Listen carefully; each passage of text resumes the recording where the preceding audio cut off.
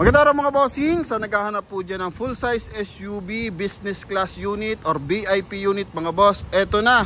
And ang kagandahan dito mga bossing, 4x4, the number 1 legendary Toyota Land Cruiser Prado mga boss, no? Eto mga bossing, may original mileage na 47,000 km. All leather ang upuan, naka power seat na rin yan. Ikutan lang natin ng bahagya mga boss. Kulay black yung ating unit mga bossing, oh. And ito is good for 7-seater. Naka power seat din yung kanyang third row. Power fold pala mga boss, no? Yan, so ito. Sa mga interesado mga bossing, mababang presyo lang binigay ito sa atin mga boss, ha? Yan, so ito mga bossing, 2012 model ng Toyota Land Cruiser Prado, ending 5. So Wednesday ang coding nito. And ito mga bossing is merong presyo na 1,850,000. Pero sa atin mga boss, binibigay lang to sa halagang 1,630,000 mga boss, no? Kasama na yung transfer of ownership dyan. And makina na ito mga bossing, 4.0 V6 gasoline engine. Yan, so sa naghanap ka ng full power, pang service, ito mga boss, the best of the best yan. Any road condition, kayang-kaya na ito mga bossing, no? And pagdating sa pyesa, so Toyota yan mga boss, talagang napakaraming pyesa na ito mga bossing, no? Yan, so ito mga boss is na projector headlight, yung kanyang high beam, malinis yung kanyang lens ng headlight tsaka fog light mga bossing. Then may 4-eye sensor sa front area para pag may mga sumisingit, blind spot, so nadidetect na ating driver. Also naka-chrome din yung ating front grille. And pagdating sa side, R18 na mags, naka 6 stud, all disc brake yan mga boss. And Dunlop yung gulong na 90% tread life. Maganda pa yung kanyang stepboard mga bossing, wala masyadong gas-gas. Then may signal light sa kanyang side mirror. Meron na rin siya roof rail mga bossing, no? Yan, so yung mga gantong unit, minsan meron din tayong bulletproof kasi nga bulletproof car kasi nga malaki yung makina nito. So even naman sa Toyota Fortuner, meron din tayong bulletproof mga boss, no? Yan, kaya dito mga bossing, loadan mo naman sobrang bigat. Kung i-bullet mo man yung buong unit, talagang kayang-kaya ng makina. Okay, kaya kung talagang hanap mo, legendary, tibay, lakas ng makina, so ito available tayo mga bossing. With original mileage 47,185, naka cruise control, naka power yung naka voice command yung ating one din audio system, naka hands-free connection to mga boss para dito. And same time mga bossing, ito po is naka automatic climate control. Dalawa yung available natin na remote para sa ating push start. And ito mga bossing is kala mo manual yung kanyang cambio, no? May decrescent assist at saka may option ng 4x4 mga bossing, no? Then dito sa kanyang dashboard, kulay gray tsaka kulay silver yung combination color. Yan.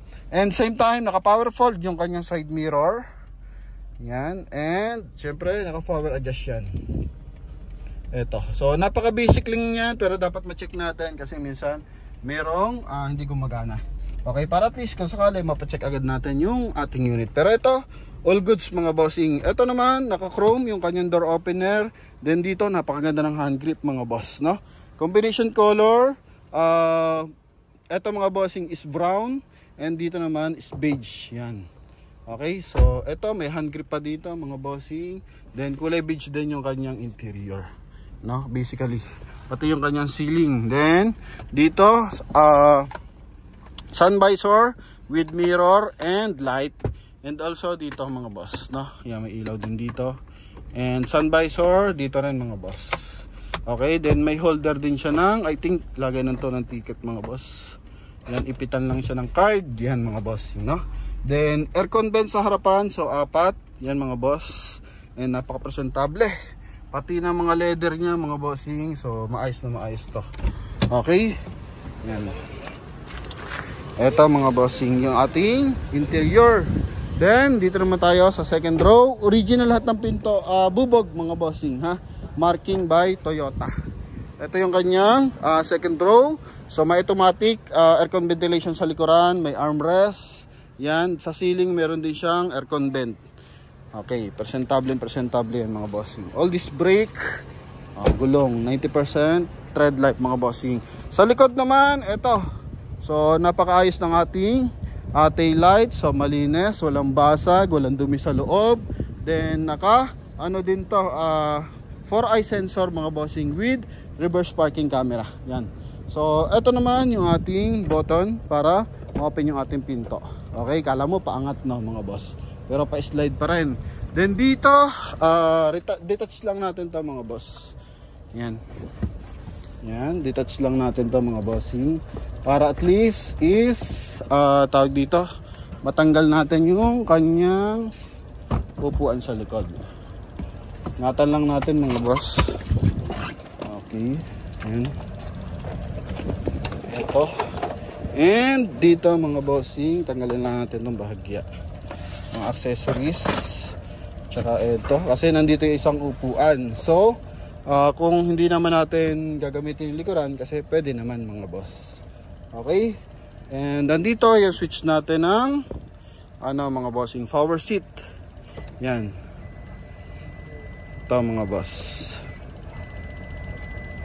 Dito yung kabila. Yan, so aangat siya para magbigay ng additional space for passenger. Okay, sa kabila ganun din. Yan, so kaya all goods to mga bossing. So pwedeng 5-seater, pwedeng 7-seater mga boss. Yan, so dito naman mga bossing is ito yung headrest. Wow, so very perfect mga boss. Okay, yan, and same time pwede nating i-fold din. Ito ang pag-fold, yan mga boss. Then pagtiklop, yan, demo na rin natin mga bossing, no? Iwasan lang natin kung mabibili natin to yung mga gamit, baka maipit, no? Yan, so hindi natin maibababa yan. Yan, so kulay beige yung ating interior, napaka-presentable nito mga bossing, no? Yan, so dito akyat lang natin to mga boss, then ikutan natin ulit yung buong unit natin, kasi sila na bahala magkabit na ito. At least ginulo natin mga boss.